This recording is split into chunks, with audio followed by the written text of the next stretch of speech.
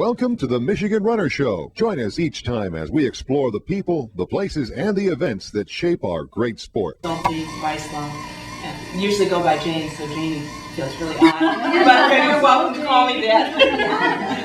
It was just a fabulous experience growing up on the Michigan team. And I guess I started in 64, 65 and went up through high school senior in 69. And Francie, of course, was my role model. And never always worked really to try to be that way. Well, you ran the 2 mile and won the state championship, and I never had raced in a 2 mile ever. I don't think I ever did, actually. So you broke ground, and I remember how your mother, when you won that race, your mom cried. The life growing, I don't know about everybody else, but I'm sure you had these too. It was, as a young girl growing up, it just gave you so much confidence and so much life experience. It was a fabulous kind of life. I went on to the University of Michigan in physical therapy, which actually Coach Simmons helped me to introduce me to that area. Lynch, and I'm from the same era as the last two, as Jamie and I think. My history records are terrible because I can't figure out what years it was, but it had to be in the late 60s, I think. And had a terrible time finding a picture, but there's a wonderful one that somebody gave me here that was great. And I got started because I was at a junior high school track meet at Tappan Junior High School, and Betty, Mr. Simmons' first wife, was a PE teacher at one of the other junior high schools, and she spotted me and I guess saw athletic potential, and I guess I then got contacted about Michigammes, so I started out as a high jumper and didn't really want to run, but somehow I got conned into running. And you can cross country. And it changed my life. I had run quarter miles at Grosse Pointe North High School, and I came to Michigan thinking that, of course, there was going to be a track team, and I was soon told to find Ken Simmons down in the PEM building, now the Harvard building. And I went down and I explained that I was a quarter mile, and he explained how I was going to meet him on the golf course, and we were going to do some cross country. I designed hear this as a common theme.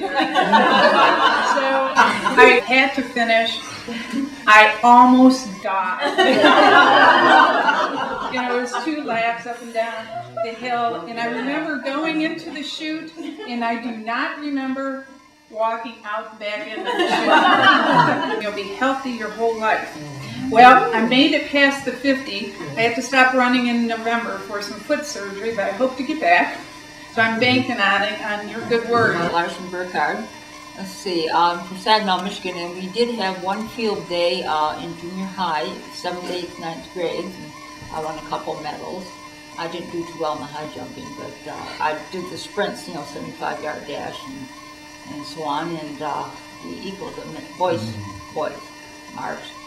And when I came to University of Michigan, I had to look a long time before I found some athletes. But after I finished working in computers for 3 years, I hooked up with Mr. Simmons.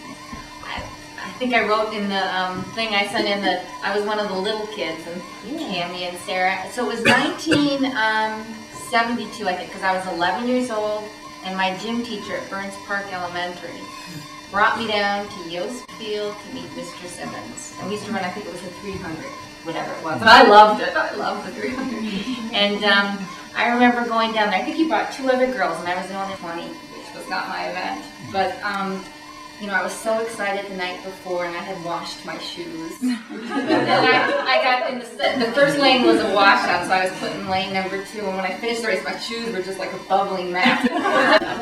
And it was great, but that was the year that we got the letter, and I remember being really sad. But I ended up running in high school, and then when I got to college, I was sitting on the fence what I was going to do, because my senior year I kind of got fat and happy, and Mr. Simmons was coaching at U of M, and so I literally kept running for Mr. Simmons. I started running in 69, 2 weeks before me. Not actually before me, beforehand, and I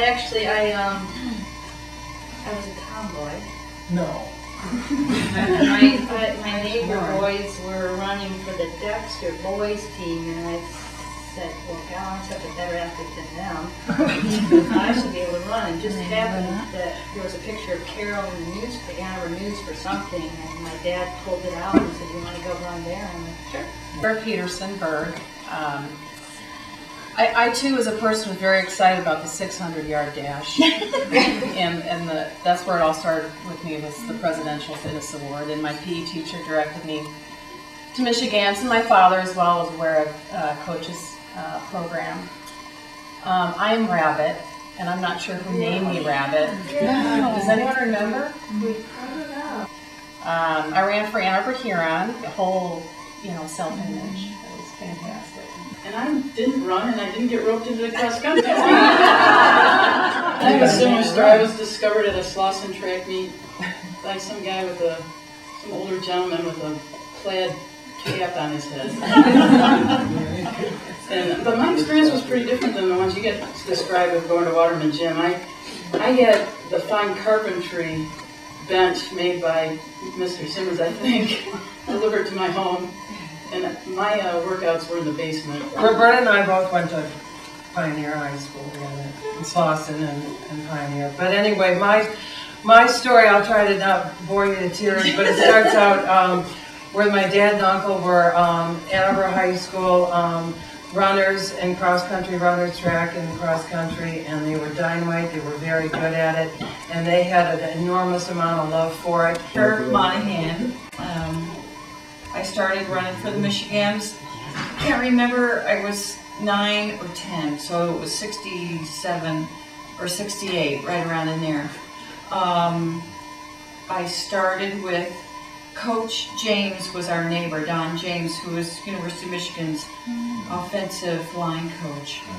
And his daughter and I were the same age, and we came out one day, and she didn't run, but I stayed. And then my dad, I don't know, Carrie knows, drove us to a lot of the meets for over the years. Yes. We had so much fun in the last seat of the car, the station wagon. But I think I would have been better, but I never had that killer instinct in me to win. But I just loved it. So I still run. I still love to run.